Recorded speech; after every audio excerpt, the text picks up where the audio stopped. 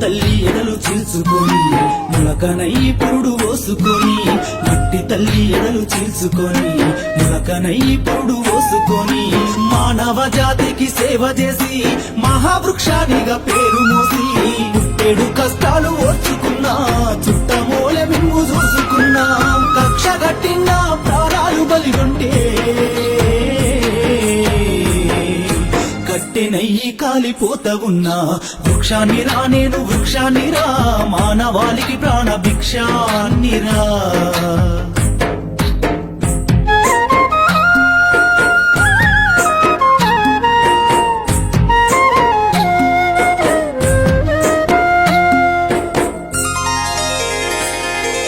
బతుకంత మీతోటి పయనమైతి